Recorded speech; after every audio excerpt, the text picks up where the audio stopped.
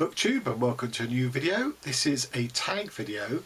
This is an original tag created by a relatively new booktuber called Guilty Feet, and I'd like you all to go and follow him. I'll post a link to his original of this video because it's always a brave thing for a relatively new booktuber to put it out there, a tag of their own. So let's support him and let's support this tag. Let's get it going. It's a really interesting tag. It's called the Efftup Book Tag, which is a general, I mean there are specific prompts, but it's a general sort of contemplation of books that are messed up both in a good way and in a bad way. So that could be morally, there might be sex, violence, addiction, suicide, all these sorts of things, stuff that we tend not to be exposed to in the everyday but are readily exposed to in all sorts of arts media like TV, film, and obviously this is concentrating on books.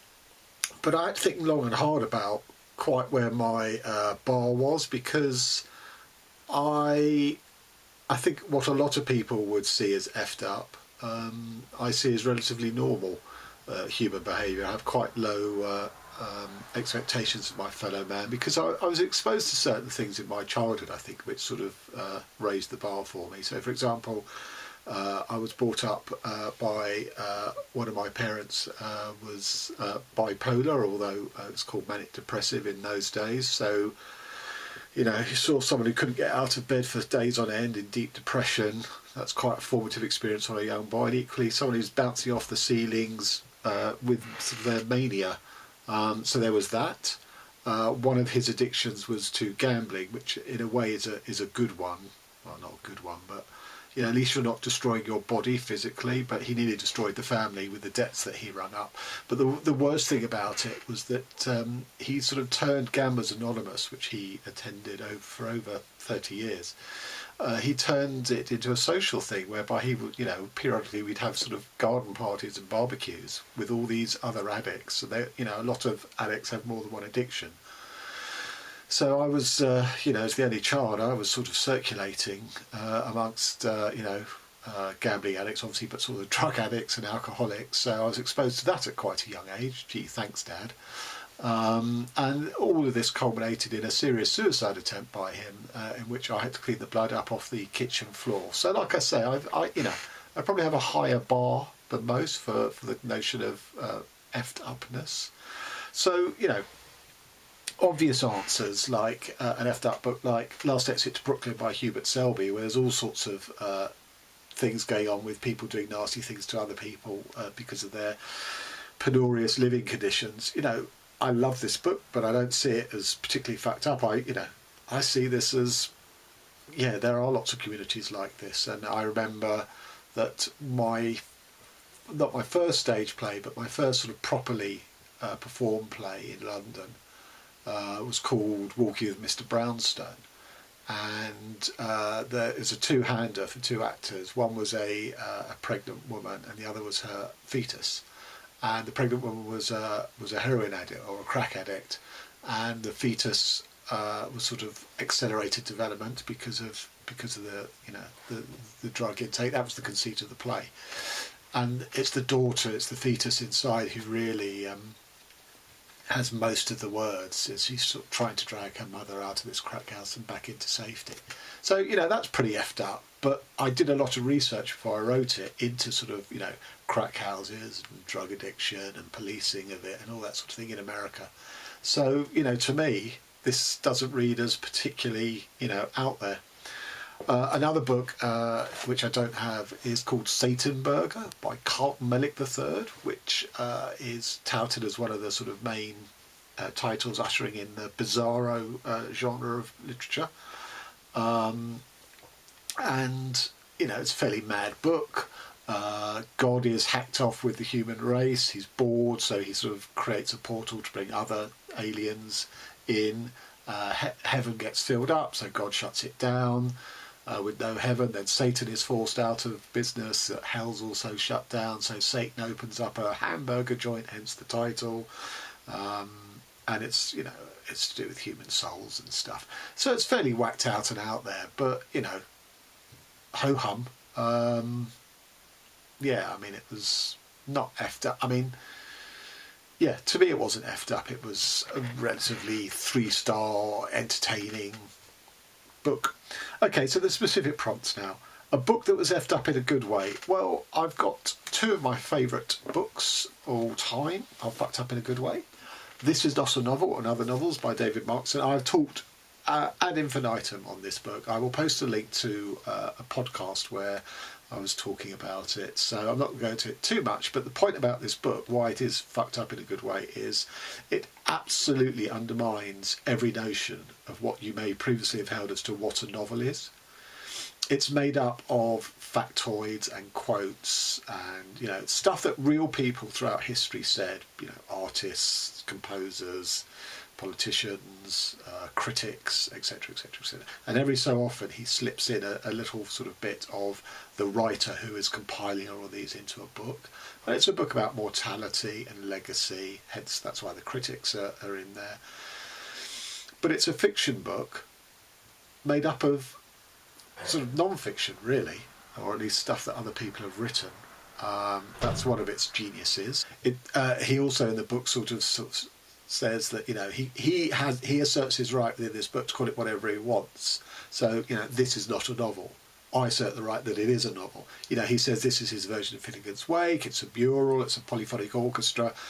So asserting the artist's right to label their work however they choose, but the presence of the critics mean that the critics and the receiving public, the audience, also have the right to label it how what they think it is, and it's just genius. And as I say, it's a work of fiction entirely told. It's a work of fiction told entirely through non-fiction. And my other favourite book of all time is Ben Marcus, The Age of Wire and String, which you open it up, you start reading it, and it makes no sense at all. The words are in grammatical order, but they don't seem to have any relation to each other within a sentence. And gradually you realise this is an alien perspective on the human race, who are observing us and sort of reporting or analysing our behaviour, but they don't quite have the language tools to do it. So they have access to our vocabulary, as if they've got a sort of dictionary or a glossary. But they don't quite know how that applies to what what they're viewing as our actions. So you get this very strange and rather beautiful sort of poetry of non sequiturs, really, or things associated with other things that you wouldn't imagine. So if I just open it up at random. The claim that he has destroyed the garden is no more than a stunt of those who would replant it from their prison cells. Such flowers and shrubs as were exterminated by man had long been leading a separate existence whose last hideouts the warden swept away. Anyone who did not mourn the primary herbal loss was forced into inner emigration years before the first seeds were delivered from the sky. At the latest, with the stabilisation of the American flower bed coinciding with wild grasses and their smouldering, garden culture corrected itself in the spirit of the Midland illustrated prison books, which yielded little to that of the freedman's edict to the fossilised forest, desert grass roadways, and pretentious tulip gods built over homes and churches to honour what was initially seen as a generous sky. So it doesn't quite, the logic of it doesn't quite work, but if you imagine someone who has no exposure to human mores observing us, that's what it could well be like. And what it does is throw a mirror back on ourselves and our behaviour and our creations and our technology. It's just fantastic. And then this book, The First Bad Man, a novel by Miranda July, who's ostensibly a filmmaker, but rendered me sort of slightly vertiginous. I wasn't expecting the twists and turns of character in this book, in a good way, So basically a middle-aged businesswoman who runs a company that make self-defense videos for women, sort of exemplaring situation scenarios that they might find themselves in, how to get out of it. She takes in a relative's daughter into her house who needs somewhere to live, who's completely different to her, a slob, and, the only time she gets off the couch is to go and have sex with some bloke. And they have knockdown fights and sort of wrestling matches, really quite sort of violent. And then, of course, they become lovers. And then that ceases as well. And the older woman, she starts watching her own videos that her company makes. And she's identifying with the woman actor in each of them who's sort of getting out of these situations. and she can only, then she can only sort of climax in sex by imagining that she is that woman, or when she was with her younger relative, she could only climax with her if she imagined she was a man having sex with her. It's like really sort of weird and wonderful, but it works. And as I say, it sort of kept me off balance throughout, which I think is a good thing. A book that was effed up in a bad way. Oh my God. I've got lots of candidates for this, but what struck me as I was sort of compiling it was that a lot of them are fucked up because of their politics. Not that their politics are offensive, but the politics are just so cringingly, crushingly, stupid, for want of a better word. So, for example, we had The Power by Naomi Alderman. I don't have most of these books because I've unhauled them, or luckily the mould carried them off. So, The Power by Naomi Alderman, which is supposedly feminist sci-fi and has the weirdest notion of feminism that I've ever seen, because it seems to say that whenever power roles are reversed and women have the power rather than men, they proceed to behave just as badly as men, which may very well be true, but it's not exactly feminist. And the other thing is it's geopolitics. It's a global sort of not pandemic, but a sort of global happening that gives women their power. And there are a couple of battlegrounds which are in Moldova and Saudi Arabia, which completely ignores, the mass populations of China, of India, the power of the US. It's just potty to cite its central action in a country like Moldova. No, I hope I don't have any Moldovan viewers, but with all due respect, the future of the world is not to be fought out in Moldova.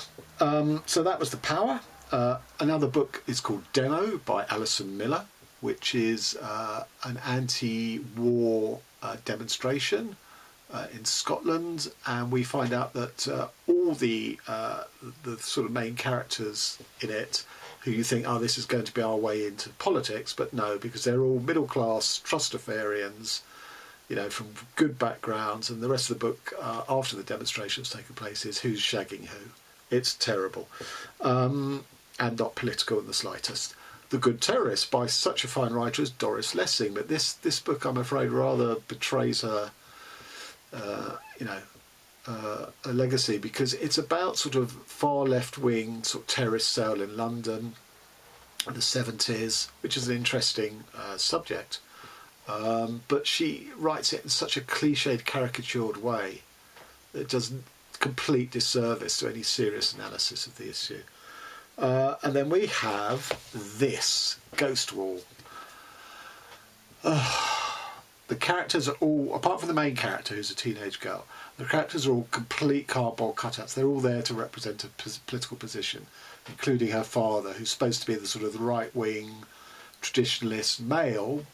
Fair enough, I mean, that's a well-worn trope, but also that he sort of somehow represents the sort of the Brexit mentality, which, is fine if it wasn't such a cardboard cutout. I'm 150% against Brexit, but even I felt sorry for the portrayal of this guy, because I didn't feel it did him any sort of service whatsoever to represent, I'm against Brexit, but, people held it with sincerity. So you have to consider it, you have to take it on in argument and debate, but you can't take it on in argument and debate with this guy, because he's just so rubbish. And also the book couldn't make up its mind in which time period it was going back to. Was it the bog bodies of the Iron Age, or was it the Romans? And it's just bad, from start to finish. In case you think they're all books by women, Richard Yates by Tao Lin, which is a book about sort of desultory teenagers, too feckless to do anything. And it is the most boring book I have ever read. It's all right writing about boredom, but it tends to be boring. Now, two other books which are sort of effed up in their production. One is The Facility by Simon Lelich, and the other is We Are Now Beginning Our Descent by James Meek. And both of those were follow-ups to very successful debuts. James Meek was The People's Act of Love, and Simon Lelich's was Rupture, both which I read both and liked both, and these are their follow-ups. And both smack of complete underwriting. They were obviously rushed out foreshortened deadlines for the authors to deliver. You know, in the light of the success of their first book, they obviously landed decent book deals or whatever, or, you know, were offered good money for their second books. And both of them are appalling. They're just so badly written because they haven't had time to be thought through. And, you know, I don't blame the authors for that. I blame the industry of publishing that, you know, forces that, you know, these deadlines on authors. And finally, sort of linked with the Bizarro thing I spoke about with Carlton Mellick is China Miéville, his book Kraken, which has several wonderful ideas in it, but they are buried by him throwing absolutely everything, kitchen sink and all, of ideas at the wall to see what sticks. And I find this a lot in this sort of new weird and bizarro genre, which I don't read widely in, because, as I say, I find this trope, which I think undermines them, and that is, you know, they proclaim to be weird, out of the ordinary, you know, non-realistic, magical, supernatural, all this sort of stuff.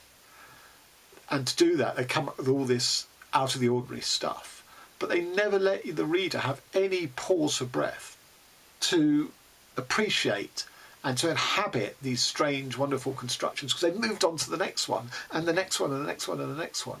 So they're sort of tossing them out as if they are sort of everyday and ordinary, which is fine, I guess, as a strategy. But as for the readers, it's a really misplaced strategy. It does not work at all. And it's very hard to... So all these things that are supposed to be, like, you know, blow your mind, there are so many of them, and they're so sort of crushed together, as I say, with no sort of space to breathe, that ultimately they fall flat. You know, so two of the most brilliant ideas in Kraken. One is, you know, it's basically, there's a sort of a magical layer of population beneath the normal population of London. And no one knows, none of us straights know that there's this sort of sub-layer of magical beings, which I find odd anyway, but whatever. And the Kraken is this sort of giant squid, which has been sat in a museum, a natural history museum, and has been stolen. And it's taken that this is the symbol of the sort of apocalyptic war between these two sort of gangs of supernatural beings around the world, but it concentrates in London. And one of the gang leaders is, no one has ever seen him, no one knows where he is or who he is. And the reason for this is because he exists as a tattoo on another man's back, who is sort of an animated being, but is absolutely always camouflaged because he's beneath the clothes of the other guy, which is a genius idea. But that gets lost in a rather tepid gangland war, which is resolved by the most sort of mundane of instruments. There's all this sort of magic going on, all these sort of superpowers effectively, and yet it's the most humble of instruments that brings down, you know, the gangsters, which is, you know, piss poor. But the other element of it I really like is they also speak, these guys, in a sort of criminal slang, which is directly taken, consciously taken by Miéville, from the British detective series from the mid-1970s called The Sweeney, which is my favourite TV show of all time. So, you know, obviously I love that, and I wish in a way that could have dominated more than just one section of the book, but it isn't. It's where it is in the book, and then he moves on to something else. And that is my frustration with the book. Okay, so the next prompt is a book that everyone loved but you think is just effed up. Well, you know, I've talked about it already. Ghost Wall by Sarah Moss and The Power by Naomi Alderman. I will just say I'm not a fan of the work of John McGregor, who everybody loves, and he's won lots of prizes in his, you know, still quite young career. And his book, And Even the Dogs, which is the second of his books, which is a book about an old guy who throws his house open to all the sort of waifs and strays in the community, drug users, drunks, and they all sort of drink with him and stuff, which I absolutely believe. You know, that stuff goes on, so, you know, absolutely. And then this guy dies of natural causes because he's old and he drinks and stuff. And then all these sort of waifs and strays are sort of gradually drifting away, looking for their next sort of freeloading house that they can, you know, and their anxieties and stuff about finding somewhere else. So I absolutely believe it. But again, it's just, I think it's written because it's trying to show this sort of area, this area of society that a lot of people don't know exists, or don't know what it would look like. But it's so boring. You know, if something is fucked up and meant to pull at your heartstrings, it can't be boring. Now, maybe, as I say, I'm inured to it because I knew before I read the book that these places exist, and in a way I'd sort of researched them in crack houses and stuff like that. But you know, it didn't move me one iota at all. So therefore, to me, it failed. It was, you know, John McGregor writes small scale, humdrum, everyday life, and I can't be doing with it really. It's just too dull to believe. 4, a sexier, an effed up sexy. Okay, well, I have 2 of those. One is A Lucky Pierre, The Adventures of Lucky Pierre by Robert Coover. So Lucky Pierre is a porn actor who only exists, as does the town in which he exists, on celluloid. It only has celluloid existence. He only exists on celluloid. And he has 12 muses who are all actresses and film directors, who are all directing him in porn films in different genres. So animation, slice of life documentary, you know, supernatural, etc., etc. And they're the ones who get to have sex with him. And it is remorseless and unremitting, sex scene after sex scene after sex scene. And it just wears you out, really. It's tedious in the extreme. And yet the original premise on which it starts, which is this place that only exists in celluloid, and that whole sort of postmodernist thing about reality and hyper reality and stuff, is really interesting, but it's never really developed. It just then sort of elides into continuous sex, which gets more and more outlandish and supposedly imaginative, but actually at the end of the day it's still, you know, mortis and tenon, you know, thing goes in whole. Which is also the second book, which is House of Holes by Nicholson Baker, which is pretty similar in that it's about, you know, it's a high class brothel where anything is possible, super imaginative, you know, sexual scenarios in much the same vein as this, and again it's remorseless, relentless and tedious and boring and ultimately not that imaginative. And again, it had a really interesting premise to set it all up, which is the concept of the way into this brothel is through holes in everyday life, such as the circle thing in a washing machine. When you open that, the hole that's left behind, or a hole on a golf course, that people would disappear through these holes and end up in the House of Holes. So that was a really interesting but ultimately subsidiary part of the book. 5, Effed Up for Kids. Well, I didn't really read as a kid, so I have no real answer to this. I sort of tentatively offer Hershey's Adventures of Tintin, which I did read, because Hershey is repeatedly accused of racism in these books. It's far too long ago since I read them for me to be able to judge for myself, but you know, that's about all I can offer. An effed up classic. Again, I haven't read this, but I would imagine The Life and Times of Tristram Shandy would nicely fill that. It's weird that it's one of the earliest novels, and yet it is the most radical and avant-garde, and what would today be labelled postmodern, I think. Or obviously that's an anachronism. So it's fucked up, but definitely in a good way from what what I've read about it. But I haven't read it myself, so yeah. Effed Up in Translation, for which we have Georges Perec's A Void. Now it's not an effed up book in and of itself. It is the translator who would have been at the coalface of effed upness, because this book is a lippo, which means written without a certain element consistently missing that should be there. And in the case of this book, it is the letter E. This is entirely a book written without a single letter E in it, which is difficult enough in French, as Perec wrote it. But for his translator, Gilbert Adair, he had to translate it into English without any letter E. So no he, no she, no we, no love. You know, all the words with letter E's cannot appear in here. The book itself, actually, is not that interesting. It's a sort of family curse brought about by a feud, through the ages. and one by one these characters get knocked off, and no one can work out how it happens and who it is and stuff. And it comes to, I think it ends up in Albania and some other sort of country, which I found all very unsatisfactory, but there's no getting away. You have to marvel and appreciate at the discipline of both Perec and Gilbert Adair following the Lippo element through to the end. Efftup non-fiction, I don't have this. It's called Unmaking Merlin, Anarchist Tendencies in English Literature by Elliot Murphy. Now, I suppose politically I probably am an anarchist more than any other ist. So I will read almost anything on anarchism. It's like catnip to me. So I've read my Proudhon, Kropotkin, Emma Goldman, people like this. And I was looking forward to this as a sort of, a literary, the literary representations of anarchism. But the opening 3 or 4 chapters are excuses for the author to bash people and institutions that he wants to bash, such as teaching, not the NHS he's bashing, but the approach to, sort of medical health.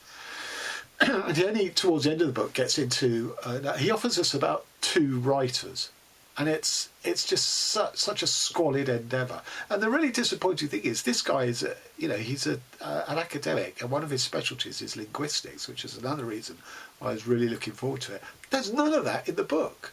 It is the most disappointing, missed, blown opportunity for a subject that, personally I would find fascinating. So really, really, it's one of the few books I've given 1 star to.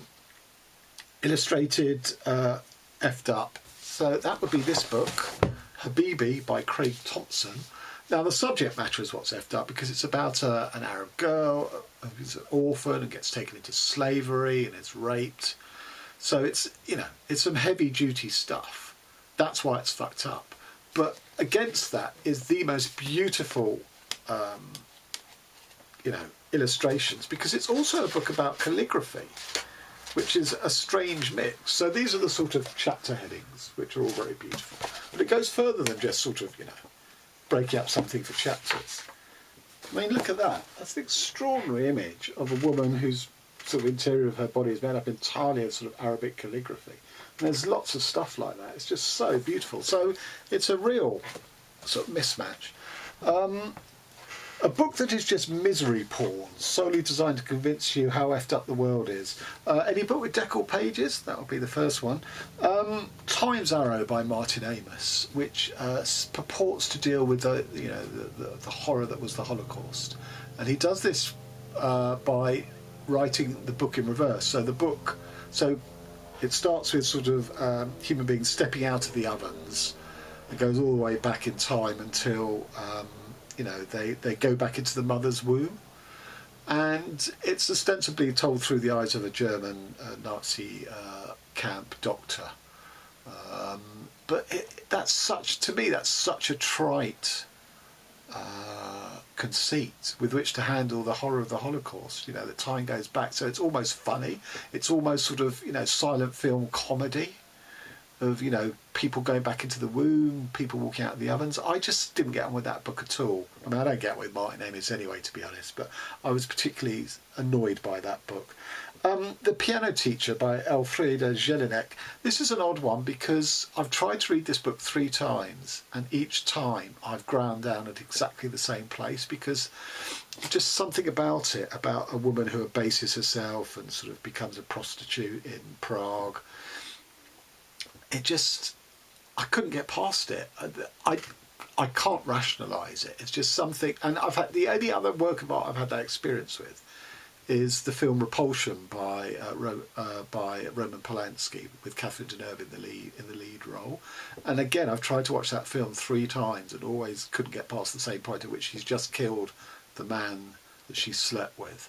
And again, I don't know what it is about it, but Repulsion is properly named, and in a way it's similar for me. I'm not saying this is a bad book, and obviously she went on to win, I think, the Nobel Prize, but I just cannot get past and get through the book. So I'm not particularly saying it's unlike most of the work that I've dismissed here. I'm not dismissing that, but just on a personal level, it was something about it resonated with me, and was too effed up for me. Not that I can, as I say, encapsulate what that is. And the other book is 2666 by Roberto Bolaño, and I'll probably get lots of hate comments on this because everybody loves Bolaño. I didn't, that book to me was The Emperor's New Clothes. He was pastiching various books and authors and styles in several of the chapters. Hemingway when the journalist goes to the boxing match in Mexico, David Lodge, university campus novels in chapter 1. These are all, they weren't fucked up, but they were tedious in the extreme. But obviously the chapter everyone focuses on, and I'm going to focus on, is the chapter with the women who disappear and die. And it's just a litany of woman after woman after woman after woman, but to what end? There's no resolution. Yes, it goes on. It's been going on in Mexico, as part of the sort of the drug wars there, and sort of trafficking women and stuff, women mules and things, drug mules, things like that. But I couldn't see the point of this in Bolaño. It was fucked up for the sake of being fucked up. As I say, yeah, there's a point to be made there, but he didn't make it in an analytical way. He made it in a listicle way, really, which I found most unsatisfactory. Okay, I stand back and take my brickbats, and people will prove me wrong. And then one other book which doesn't answer this specifically, but I want to talk about is, I talked about effed upness in terms of sex, death, violence, addiction, suicide. But for me, the one thing that mankind has never come to grips with is death, the concept of death. And that in itself is effed up. But, there are a few books that occasionally try and deal with it. And this was one. This was Ellis Shafak, 10 minutes, 38 seconds in this strange world, which was longlisted for the Booker Prize a couple of years ago. And the 10 minutes, 38 seconds referred to this is the longest recorded period of brain activity after death of the body. And Shafak takes that as the conceit for a prostitute in Istanbul who is murdered and dumped in a dumpster. And the first part of this book is supposedly the 10 minutes 38 seconds that her brain is still active before that shuts off. And that's a really interesting concept, except it's written as absolutely fully developed, fully poetic prose. So although there's some beautiful stuff within those memories, it's basically her whole life biography, with nothing left out, with beautifully constructed sentences. When, if you've only got 10 minutes 38 of activity, I would imagine the brain would be all over the place and fragmentary and fractured in the bits, a bit like dreaming in a way, in the bits that it threw out, not this sort of beautifully considered prose. So that didn't, that felt to me absolutely unsatisfactory, that it destroyed its own conceit. Then the second part of the book is her friends want to give her a decent burial because otherwise she's going to be in a pauper's burial, so they have to steal the body and bury it. And that's knockabout. That's that's sort of almost farce, which is fine. I mean, in and of itself, in a different context, that would work. But as a serious treatment of the subject of death, other than the lack of dignity of pauper burials in Istanbul, it just worked against what I think the tone it was after. And then the third was her soul speaking, which again could have been interesting, but the whole book was just a monumental failure for me, in its own terms, in the way it set itself up and then sort of failed to deliver. So there you have it. That was the Efftup Book Tag by Guilty Feet. So I'd like to tag some people. I'd like to tag Alan at Big Hard Books and Classics. I'd like to tag Brian at Bookish. Yeah, I'd like to tag Sean the Bookman because I bet he has some good tales of effed up books. Okay, so till next time, thanks very much.